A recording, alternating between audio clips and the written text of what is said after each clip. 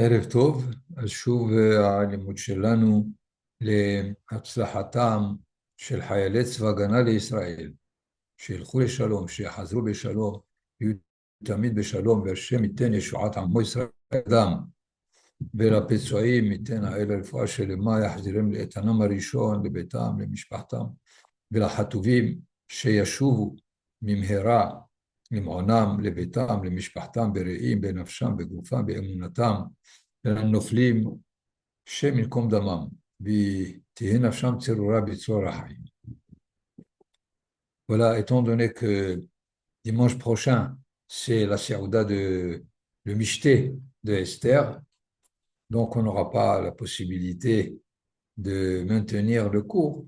J'ai pensé ce soir prendre comme sujet évidemment le Purim et la Megillah elle-même. Évidemment, aujourd'hui, on lit la Megillah quand il le faut, on fête la fête de Purim. La Megillah, elle fait partie du Tanakh. Il faut bien savoir que, a priori, ce n'était pas du tout le cas, du tout. Ni que les Hachamim n'ont pas voulu inclure la Megillah de Esther dans le Tanakh, dans la Bible, et de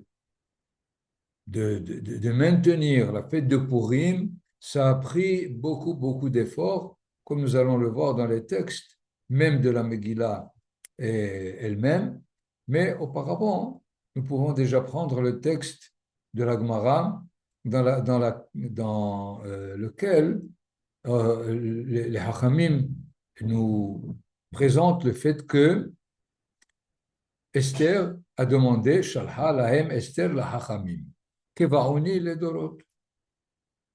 Elle a envoyé au Hachamim, à la limite, peut-être au Sanhedrin qui était en Eretz Israël, puisque elle était avec Mordechai en Perse, établissez moi comme jour fixe de fête. Kevaoni les Dorot. Shalhula, ils lui ont envoyé comme réponse, Kina'at me'oreret alenu levena umot. Tu ne te rends pas compte que tu vas créer de l'antisémitisme contre nous, étant donné que, euh, on va raconter le fait qu'on a pris le ministre, le plus grand ministre de Hachvérosh, et on l'a pendu, et on a tué 75 000 et 500, on a pendu les 10 fils de Haman. Comment ça? Qu'est-ce qu'elle a répondu? Je suis déjà inscrit, toute cette histoire, elle est déjà dans les annales, dans les chroniques de Paras et Madai. Tout simplement, donc, vous n'allez rien leur ajouter, si on peut dire. Tout est déjà raconté. Donc, a priori, attendez, sliha, un instant.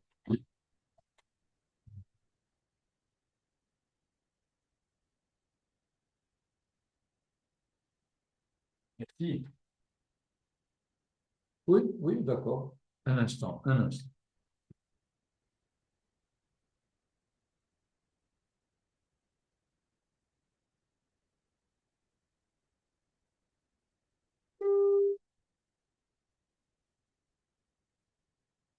On va essayer de rappeler, j'espère, parce que on a coupé. Je suis désolé, Myrti vient de téléphoner, c'est pour ça que que je me suis arrêté. Donc, voilà à propos de la demande d'Esther de la fixer comme jour de fête. Il y a eu une certaine réticence du côté des Hachamim.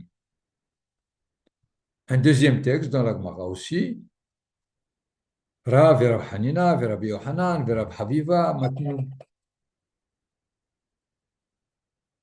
Shalha lahem Esther la Hachamim. Esther a demandé aux Hachamim encore, Kitvuni les Dorot, c'est-à-dire incluer la Megillah dans le Tanakh. Shalhula, ils ont envoyé comme réponse, non, c'est pas un verset de Kohelet Halo katavti lach shileshim velo ribeim. Je t'ai déjà inscrit 3 fois. Qui? Amalek. C'est Amalek finalement, Haman de Amalek, c'est lui qui a fait tout le problème. Et la Torah ou le texte Shlomo HaMelech nous dit lui-même qu'on ne peut le raconter que 3 fois. Il a été déjà dans Béchalah, lorsque Amalek est arrivé après le Kafhed Be'iyar, le 28 Iyar de la sortie d'Égypte, et il a livré la guerre à Israël. Ensuite, la Torah nous le rapporte comme Zachor et Asher Asa Lecha Amalek. Deuxième fois. Une troisième fois, avec la guerre de Shaoul avec Amalek. Donc, c'est tout. On ne peut pas quatrième fois. Ad shematz'ulo mikra katuv Torah, mais ils ont interprété un verset de la Torah lorsque Yehoshua a vaincu Amalek. Il a, Akadosh Baruch Hu dit à Moshe, Ketov zot zikaron basefer. Zot zikaron basefer, c'est quoi? C'est trop. Ketov basefer. Mais Ketov zot, mashekatuv kan b'mishne Torah. Zot, c'est ce qui est déjà inscrit dans les Hamisha Hamshe Torah. Zikaron, mashekatuv b'nevi'im. Basefer, mashekatuv b'megillah. Ils ont trouvé la possibilité de l'inclure dans la Megillah. Donc, nous voyons que cela soit la fête de Purim, que cela soit la Megillah, il y a certainement une réticence ou des raisons pour lesquelles on n'a ni à garder comme fête Purim, ni à inclure la Megillah dans le Tanakh. Quels sont, les Hakamim ne donnent pas ici en détail, ce qui aurait pu justifier leur rejet de Purim et de la Megillah.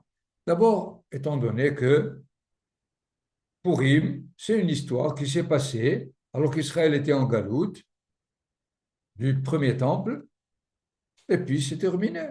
Voilà, Israël est revenu pour la construction du deuxième temple, 400 ans, donc c'est fini, c'est vieux. Pourquoi doit-on garder tous les moments qui nous paraissent difficiles? Israël passe tellement de temps difficile qu'on risque de remplir toute l'année avec des fêtes ou autre chose. D'ailleurs, et comme Hanouka d'ailleurs, nous l'avons déjà dit, Purim, il est inscrit dans les annales du deuxième temple, avec beaucoup d'autres de jours de fête. Après la destruction du deuxième temple, les Haramim ont dit Batla Megillat Ta'anit. C'est fini. Tout ce qui est écrit comme jour de fête dans Megillat Ta'anit sera annulé. Or, Purim est inscrit dans Megillat Ta'anit. Alors, on aurait dû cesser de fêter Purim. Évidemment, on a donné plusieurs raisons pour ne pas inclure la Megillah à l'intérieur du Tanakh, parce que le nom divin n'y est pas, parce que le retour à Eretz Israël n'est pas du tout mentionné, et finalement, on pourrait trouver beaucoup de raisons, d'autant plus, nous le verrons plus tard. Et qu'est-ce que c'est que cette histoire? C'est une histoire d'un roi, comme la Gemara le dit, et il est lunatique. Une fois, il est contre sa femme, une fois, il est pour sa femme, contre sa femme Vashti, et il est pour sa femme Esther, et une autre fois, il est pour Haman, il lui donne la meilleure place, et le lendemain, il le pend, il est pour Mordechai. Qu'est-ce que c'est cette histoire-là? On doit raconter des histoires de ce genre à l'intérieur du Tanakh. C'est pas possible. Qu'est-ce qu'il y a derrière la Megillah? Pourquoi quand même ça a été retenu? Je vous donne ici des textes de la Megillah elle-même qui ont fait que le fait d'instituer le Purim, c'était pas évident. Voilà, nous avons Beyom Shelosha Asar le Chodesh Adar. Il y a eu le soulèvement des Judéens dans, dans tout l'empire de Ahasverosh, et ils ont tué tous ceux qui voulaient leur faire du mal. Et ils se sont reposés le 14e jour de Hadar. Ils ont fait un jour de joie et de consommation.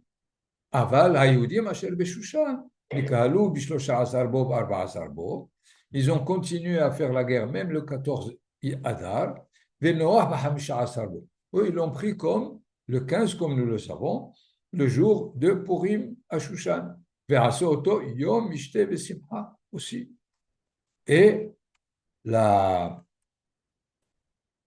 Nathan, donne-nous le texte. Mais voilà que le texte de la Megillah continue. ויכתוב מרדכי את הדברים האלה, וישלח ספרים אל כל היהודים, אשר בכל מדינות המלך אחשוורוש, הקרובים והרחוקים. Mordechai, il a écrit toutes ces paroles-là, il a envoyé dans tout l'empire de Ahashverosh. Qu'est-ce qu'il a écrit? לקיים עליהם, להיות עושים את יום 14 לחודש אדר. De prendre sur eux, de faire le 14 Adar et le 15 Adar chaque année. Sous-entendu, ils ne l'ont pas fait.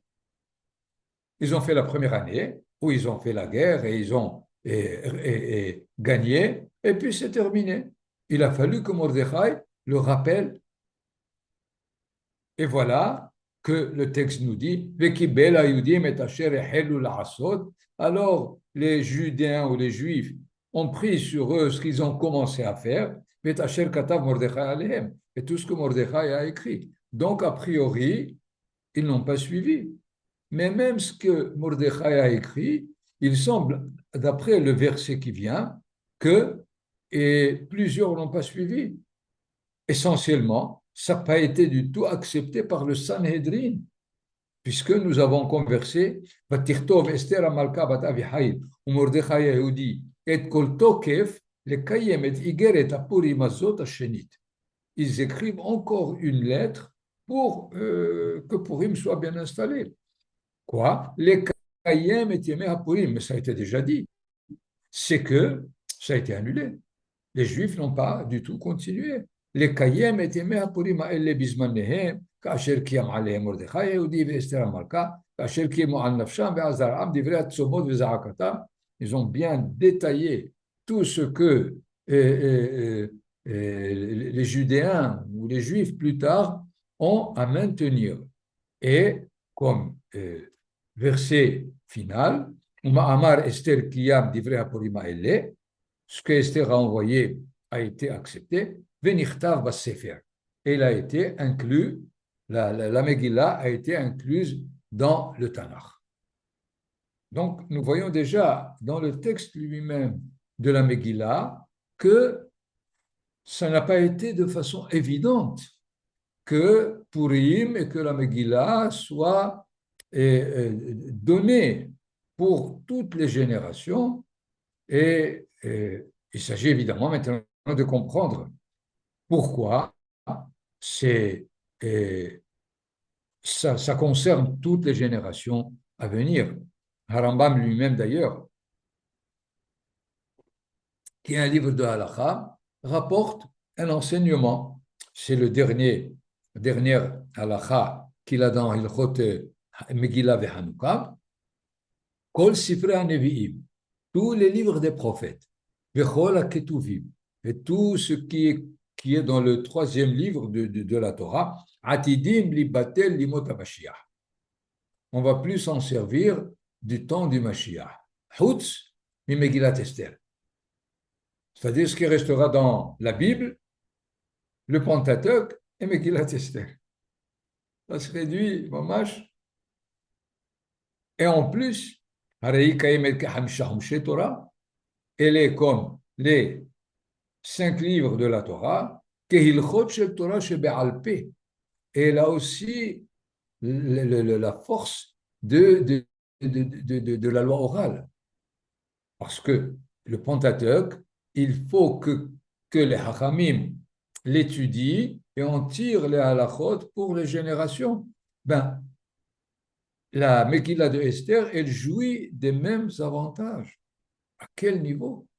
She'enam betelim le'olam. ואף על פי שכל זיכרון הצרות ייבטל, même si évidemment on oubliera tous les malheurs que la galoute nous a apportés, les Mehapurim lo yibatelu.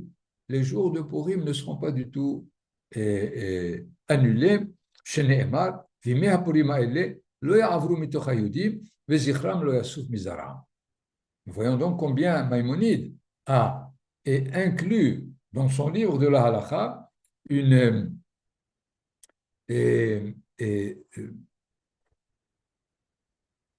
une halakha qui finalement remet l'importance, pas seulement le détail dans lequel il faut lire la Megillah, le détail dans lequel il faut faire Matanot Evionim et toutes les mitzvot de Purim, mais aussi de nous donner l'importance, l'ampleur de ce qu'est Purim et la Megillah. À la limite, une raison évidente, c'est que même la Torah nous a dit que quand est-ce qu'on efface le souvenir de Amalek, nous l'avons lu hier dans la paracha, lorsque tu seras totalement tranquille de tous les ennemis autour, alors tu auras la possibilité. Donc, le souvenir de Amalek, c'est au temps du Mashiach.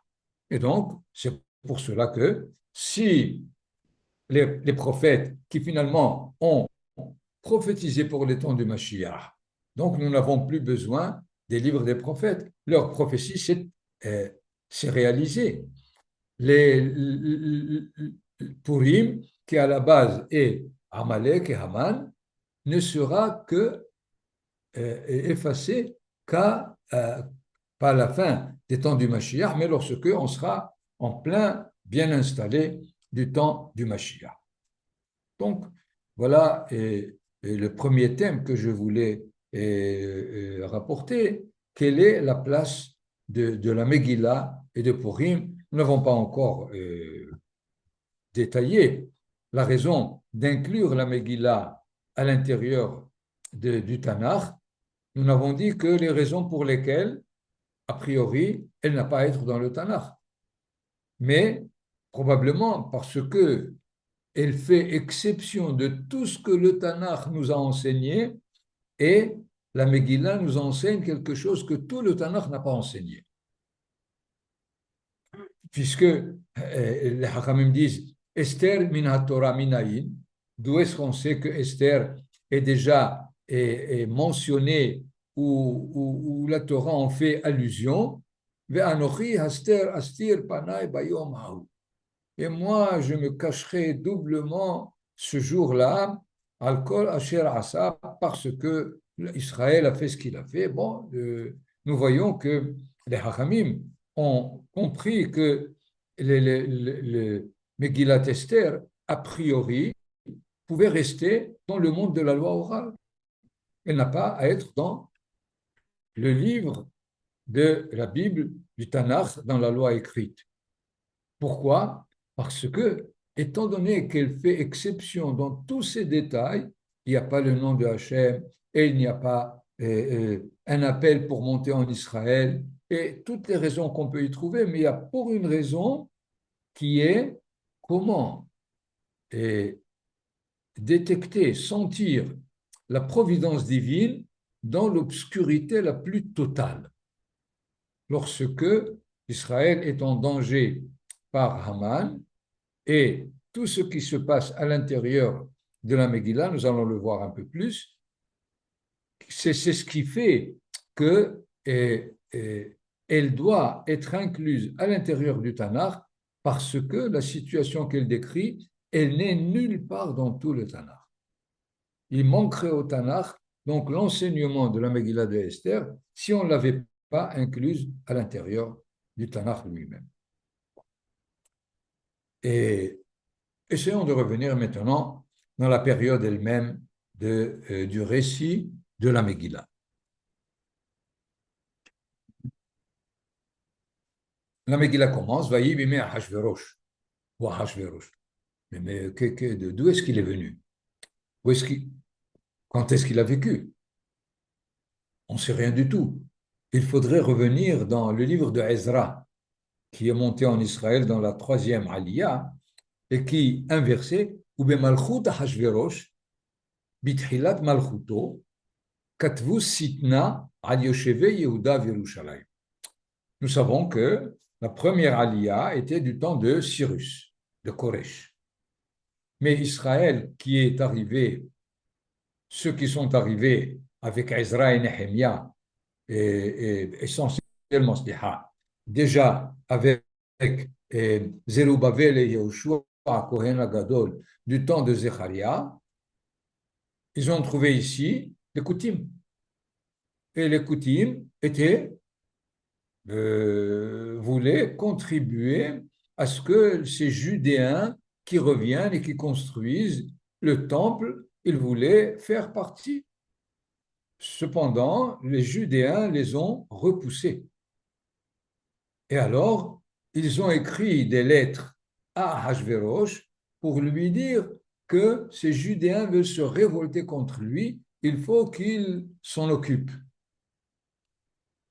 Alors, le verset de Ezra donc nous place Ahasverosh à l'intérieur du retour lui-même qui avait commencé avec Koresh.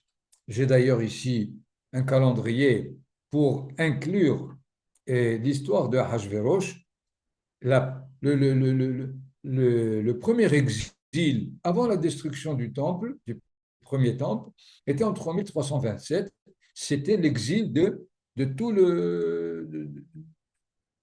du roi, des ministres, des ingénieurs. Nebuchadnezzar a tout exilé et il a laissé le peuple pour lui-même. Et ce n'est que 11 ans plus tard qu'il a détruit le temple, 3338. 3390, il y avait la déclaration de Koresh, de Cyrus. J'allais dire la déclaration de Balfour. C'est à peu près en parallèle. Mais... Et Hachvérosh qui arrive 2 ans plus tard, et il prend donc de Koresh la royauté et, Nathan, donne-nous le texte, 3395, le Michté qui nous est raconté au début.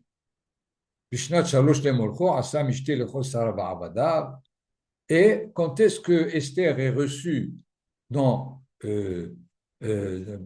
dans son palais? En 3399. C'est comme nous le dit le texte de la Megillah. Et Bishnat Sheva ale Malchuto, s'il a commencé en 3392, plus 7, 3399, Esther a été acceptée comme la reine de Perse, la femme de Ahasverosh. 5 ans plus tard, il y a eu Purim.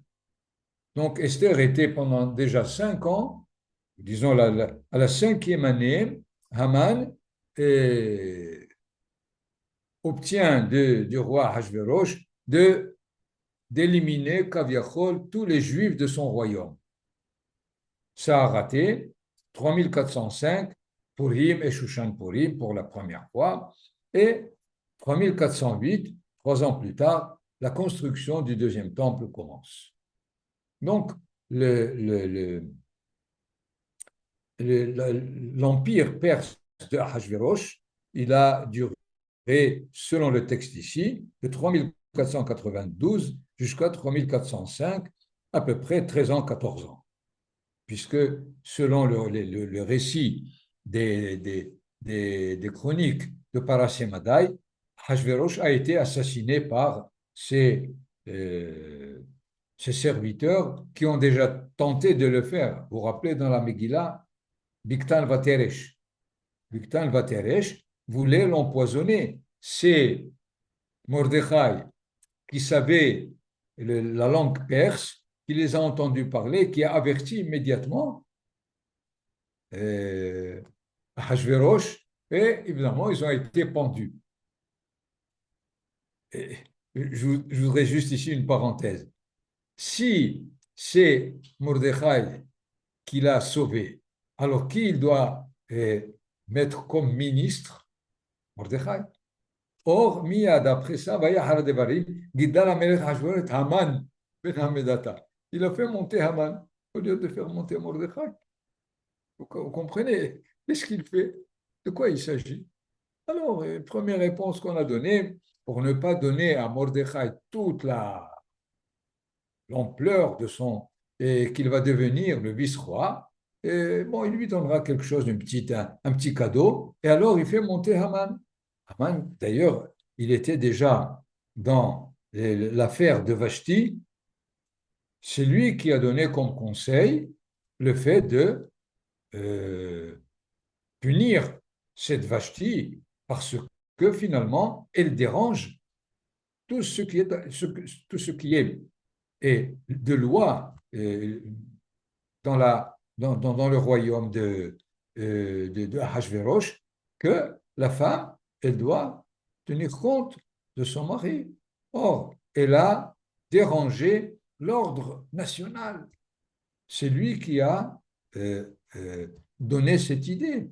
Et dans ce cas-là, Ahashverosh a pensé de lui donner une bonne place, une place première, au lieu de la donner à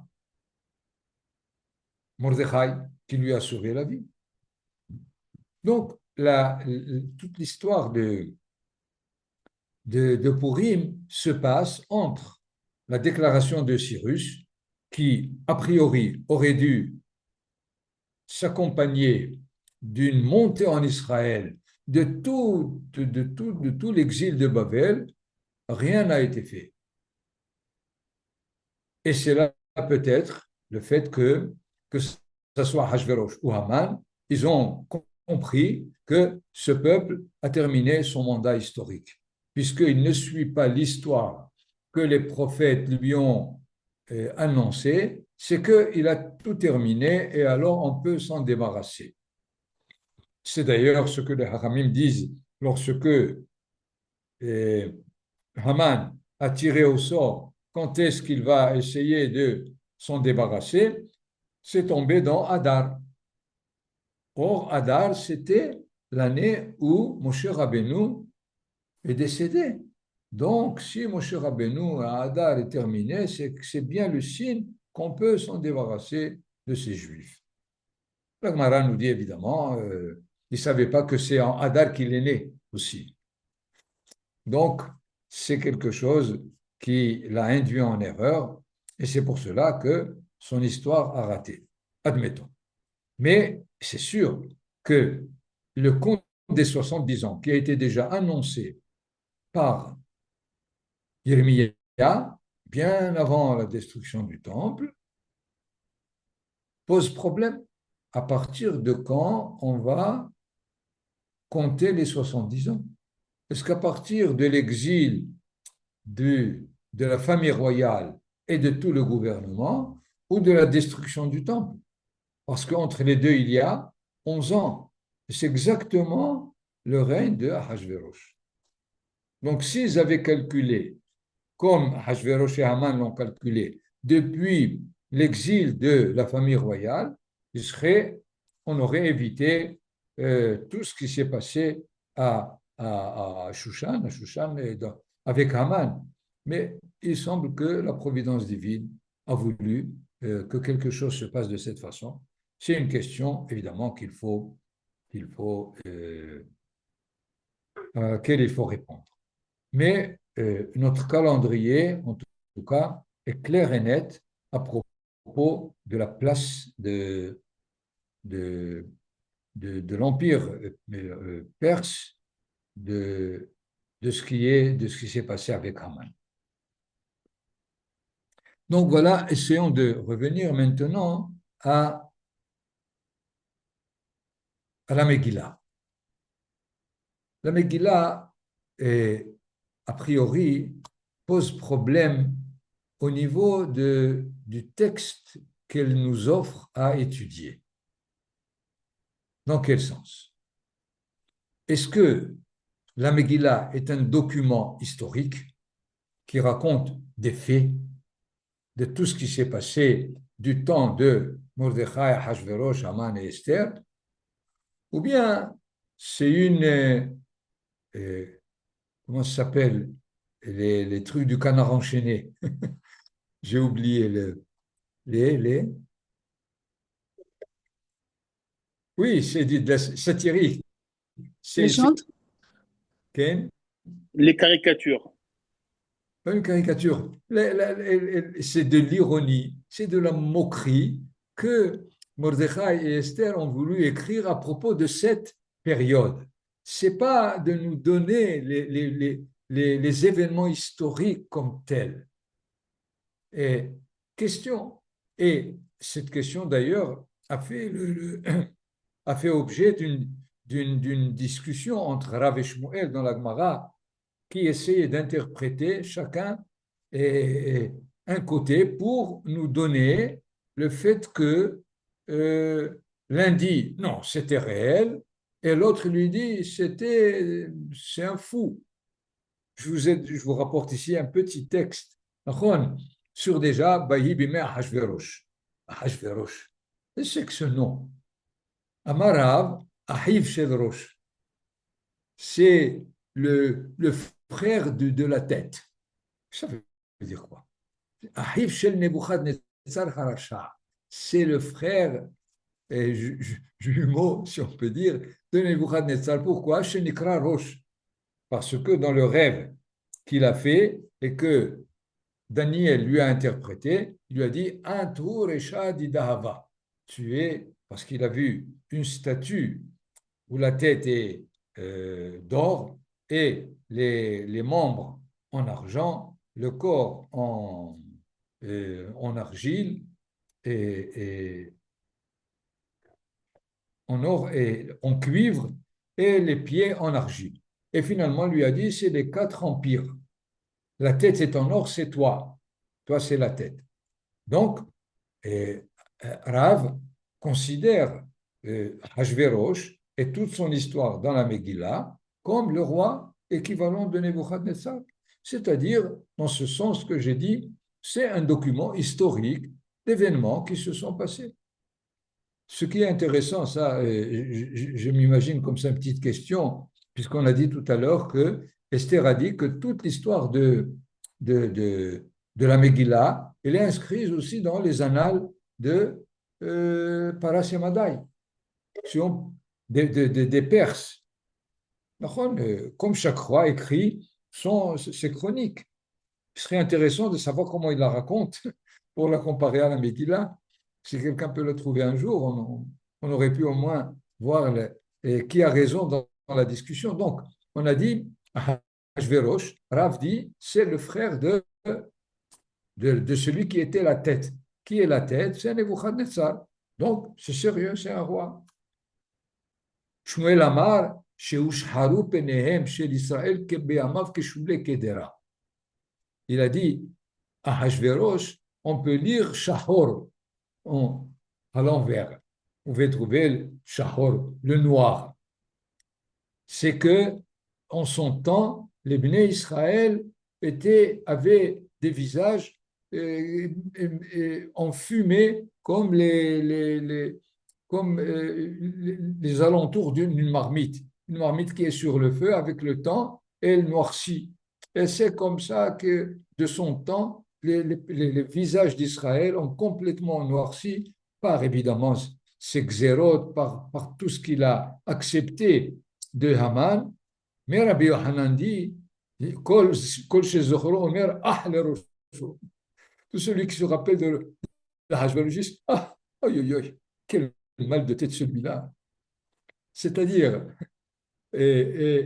dans cette controverse, il y a celui qui prend au sérieux la Megillah, et celui qui dit c'est une histoire de fou, tout simplement. Évidemment, on peut raconter l'histoire comme des événements. Il est quelqu'un qui a un empire de 127 pays, mais avec Médina, il faut qu'il le tienne. Et il semble, dans des annales, effectivement, que dès qu'il a pris le pouvoir de Babylonie, puisqu'il a détruit tout le royaume de Babylone. D'ailleurs, les Hakamim nous rapportent que Vashti était une fille du petit-fils de Nebuchadnezzar. C'est-à-dire, il a pris comme femme la descendante du royaume qu'il a détruit. Et d'ailleurs, probablement, et on peut comprendre pourquoi, quand il lui a demandé de venir, qu'elle soit, que tous les assistants puissent voir sa beauté, elle a profité de l'occasion pour lui dire ce qu'il vaut, étant donné qu'elle a gardé dans son souvenir le fait qu'il a détruit tout le royaume de ses ancêtres. Évidemment, ça demande euh, de régler ce contentieux. Ce n'est pas un problème entre une femme et un homme dans une famille, mais c'est un délit politique, un délit national. Et alors, c'est pour cela qu'il le présente devant les ministres qui sont devant lui. Que faut-il faire à cette Vashti qui se révolte contre le roi? Ou bien, on peut le lire sous le fond de la blague. Tu te rends compte, un roi sur 127 pays, il ne peut même pas être écouté par sa femme. C'est un fou, celui-là. Qu'est-ce qu'il il ne le sait pas que sa femme ne le supporte pas. Et finalement, et à la limite, c'est ce que peut-être Mordechai veut raconter. Il veut raconter combien est-ce que c'était ce royaume sur lequel, dont le roi c'est Ahasverosh, c'est pas sérieux. Il est tantôt ceci, tantôt cela, tu ne sais pas qu'est-ce qui va se passer demain. D'ailleurs, même lorsque Haman a été pendu le lendemain, Esther qui dit il faut maintenant que le décret qui a été donné par Haman soit annulé. Oh, je ne lui dis pas du tout. Ce qui a été écrit par le roi ne peut pas être retourné. L'écrit, il y a le sceau du roi sur ce qui a été dit par Haman. Je suis vraiment désolé. Esther, elle a dit, oui, mais ce n'est pas possible. Alors, on a proposé quelque chose. Les Juifs peuvent se défendre contre ceux qui veulent On va écrire une loi que les Juifs peuvent se défendre contre ceux qui veulent les annuler. Vous vous rendez compte? La loi, c'est la loi. C'est celui-là. Mais quelle loi? À chaque fois, il se retourne de l'autre côté. Une fois, il pense que c'est Haman qui a raison. Le lendemain, il pense que c'est Mordechai qui a raison. Mais on ne peut pas maintenant, puisque même s'il a raison, on ne renonce pas au décret de Haman. Alors on va chercher autre chose. Qu'est-ce que c'est que ce balagan? D'ailleurs, les deux visages de la Megillah, comme on a dit, est-ce que c'est une parodie de ce qui s'est passé ou bien est-ce que c'est le récit des événements? Vous vous rappelez certainement du verset que toute la Kehillah lit, cette nuit-là, qui était entre les deux repas, puisqu'il venait d'avoir un repas que Esther l'a invité avec Haman, et à la fin du premier repas, il lui demande de venir encore demain avec Haman. Alors, la nuit entre les deux, il a des insomnies. Qu'est-ce qui s'est passé? Pourquoi il y a des insomnies? Et Rachid dit deux réponses. Et d'ailleurs, quand il a eu les insomnies, qu'est-ce qu'il a demandé? Qu'on apporte le livre des chroniques, Sefer HaZichronot. Pourquoi Sefer HaZichronot? Prends un somnifère et dors. Pourquoi tu prends le livre des... Non, comme ça, on lui raconte des histoires, et en racontant les histoires, il s'endort au milieu de l'histoire. C'est-à-dire, il ne sait plus qu'est-ce qu'il est en train de faire. Et d'ailleurs, Rachid le rapporte. Nadeda Shenata Melech Nes Haya. On ne comprend pas pourquoi il a eu des Nedoudé Shena, des insomnies. Veyesh Omrim, il y a ceux qui disent Sam et libo al shezimena Esther et Haman. Il s'est dit, mais pourquoi? Mais Esther, c'est ma femme. Si elle veut euh, m'inviter pour un bon repas, elle m'invite. Pourquoi elle invite Haman? Hein? Shema natna aino aineha bo bihargehu. Peut-être elle veut venir son amant, c'est son amant Haman. Oh, c'est amant, c'est l'amant de Esther. Et, et alors, ils vont le tuer. Hein? Alors, les Habits Sefer Zichronot.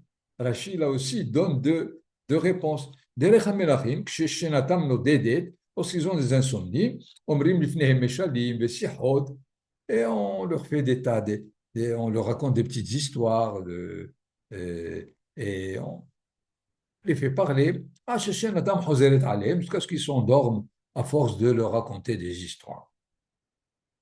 C'est-à-dire, encore une fois, qu'est-ce que c'est que cette histoire-là? Il a des insomnies. Qu'est-ce qui s'est passé? Je ne sais pas, il a des insomnies. Verabotenu amrou.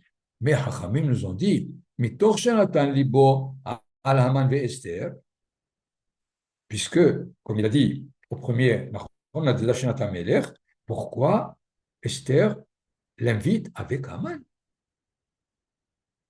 Parce que c'est pas possible qu'il trame quelque chose et quelqu'un ne le sait pas, il ne me le dit pas. Voilà. Lorsque Bigtan Vateresh ont voulu l'empoisonner, il y a eu quelqu'un qui est venu, donc Mordechai. Mais là, il n'y a personne qui peut me dévoiler pourquoi elle invite Haman. Et ensuite, il a dit, ah, il se peut que quelqu'un m'a fait une fois une tova et je ne lui ai pas rendu, je ne lui ai pas donné son salaire. Alors, amène les annales. Et il se trouve évidemment que Mordechai lui a rapporté euh, ce que Bigtan et Teresh voulaient s'en débarrasser de lui et ne lui a rien donné. Il a dit, ah voilà, c'est pour ça. Il faudrait maintenant donner le salaire qui revient à Mordechai. Et alors il a dit, j'entends des bruits. D'où est-ce qu'il est celui? Qu'est-ce qu'il y a là-bas? On lui a dit, c'est Haman. Il a dit, qui rentre, fais-le rentrer. Ah, et pourquoi il est venu Haman? Pour dire à Hachvérosh qu'il va faire pendre Mordechai. Puisqu'il a fait déjà euh, le, le poteau de 25 mètres, Hamishim Amma, il a placé, et il faut s'en débarrasser pour qu'il vienne au buffet, au repas, tranquille, sans que ce Mordechai, toujours là-bas, il l'embête. Alors, il lui a dit, mais évidemment, chacun pense autre chose. Hachvérosh dit, quelqu'un m'a fait du bien, je ne lui ai pas donné son salaire. Je vais lui poser la question, comment est-ce qu'on donne le salaire à celui que le roi veut honorer? Ah, mais Haman dit, qui il peut honorer plus que moi? Alors il lui donne, etc. Il dit, allez, maintenant tu vas faire immédiatement à Mordechai tout ce que tu as dit. Catastrophe. Ce qui fait Rashi ici, dans ce verset, et on peut le voir à travers toute la Megillah. La Megillah raconte une histoire vraie où elle fait la satire des événements qui se sont passés en nous racontant des allers-retours, que cela soit entre Mordechai et Haman, que cela soit entre Esther et Vashti, et par la suite, c'est-à-dire probablement que la Megillah n'a pas été écrite pour nous donner simplement le récit d'événements historiques, mais d'Avka, certainement pour nous dire, vous vous imaginez, l'Empire perse, 127 pays sous la domination de Ahashverosh, et voilà la rigolade qui se passe à l'intérieur de ce palais. Regardez ce qui se passe. Il amène toutes les filles et il se passe 6 mois, Shisha Hodashim Beshemen Hamor, Shisha Hodashim Babbesamim, Uvtamruke Nashim. Il fait passer chaque femme 6 mois dans les parfums, 6 mois dans les pommades et 6 mois dans les... C'est pas normal, celui-là. Qu'est-ce qu'il fait? Raconter des détails de ce genre, c'est à la limite et tourner en bourrique presque sur Ahasverosh. Qu'est-ce que j'ai besoin de savoir? Finalement, il a pris des filles et il a choisi Esther, c'est terminé. Pourquoi nous donner les détails de ce qu'il donnait à chaque femme, pendant 6 mois et 6 mois? Et alors, probablement, la Megillah a été écrite pour nous dire, sachez que toutes les réalités politiques dans le monde par la suite, c'est un film de cinéma, c'est une pièce de théâtre, parce qu'il y a celui qui tire les fils de ses marionnettes, de ses rois, de ses ministres.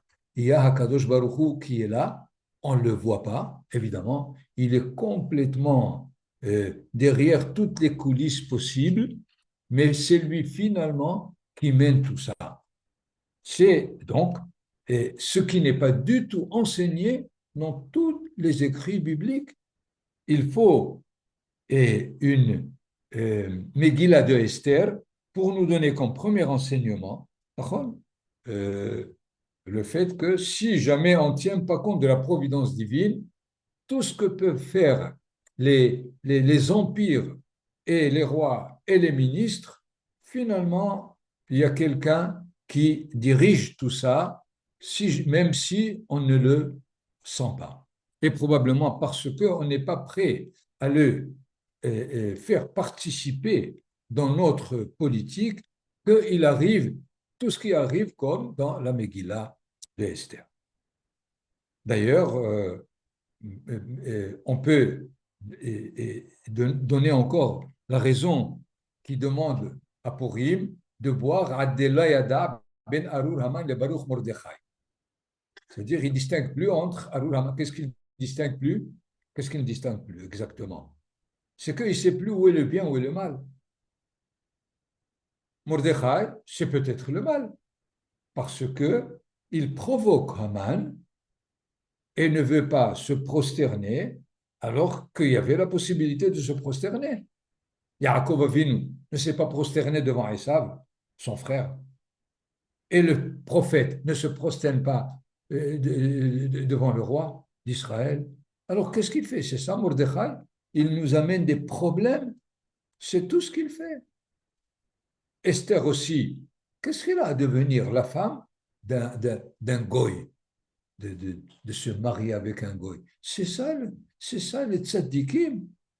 Mais c'est pas normal, c'est pas bien.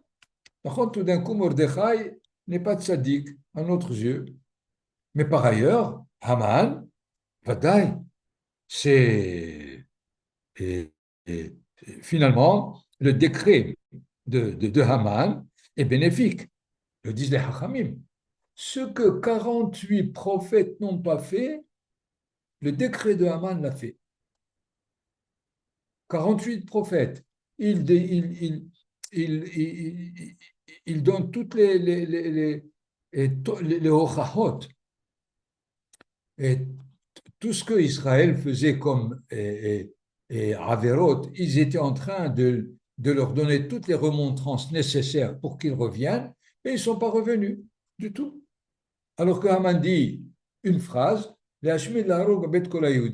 immédiatement ils sont tous là, ils se réunissent ensemble, puisque Esther leur a dit de jeûner, ils viennent et ils jeûnent et ils font tout ce qu'elle dit. Tu te rends compte? Qui a provoqué ça? C'est Haman. Donc c'est le bon. C'est comme lui qu'il faut continuer à se conduire. Donc c'est ça le problème entre Harur Haman et Baruch Mordechai. Est-ce qu'il faut vraiment bénir Mordechai et maudire Haman? Peut-être l'inverse. Évidemment, et la raison encore plus fondamentale, comment identifier la providence divine dans les événements qui nous sont complètement étrangers. Ce qui fait la façon de lire la Megillah nous donne tellement d'éclairage qui n'ont pas été du tout à la base de tous les textes bibliques. Finalement, nous avons ici un enseignement supplémentaire donné par la Megillah qui nous dit faites attention et à partir du temps de Esther, nous savons que la prophétie va s'arrêter et que Kaviachol Akadosh Baruch Hu va se cacher et donner à l'homme la possibilité de se débrouiller tout seul. Et alors, la Megillah commence à devenir actuelle à partir du temps de Ahashverosh jusqu'au temps du Mashiach. Puisque tout ce temps, il sera un temps où la providence divine n'est pas du tout évidente. Voilà donc quelques thèmes à propos de Purim et de la Megillah, essentiellement Purim évidemment, pour nous rappeler toujours de Amalek. Les Hachamim ont placé la paracha de Zachor, qui a priori n'est pas selon la Torah le Shabbat avant Purim, c'est à la limite tous les jours de l'année. Et Zachor est à l'infinitif. Il n'est ni au présent, ni au futur, ni à l'impératif. Zachor reste toujours quelqu'un qui se rappelle de Amalek. Et c'est finalement l'objectif de la Megillah. Avec Purim, on est obligé de tenir compte de l'existence de Amalek dans notre histoire. Et si on se rappelle, alors on épuise sa force contre nous, mais si on l'oublie, on lui donne toute la force qu'il faut, comme c'est passé du temps de Esther. Ils ne sont pas montés en Israël pour remplir tous leurs devoirs, entre autres, effacer le souvenir de Amalek. C'est pour cela que Haman a pu s'exprimer, et même contre Israël, pour Hazve Halila l'effacer. Kulachem Beruchim.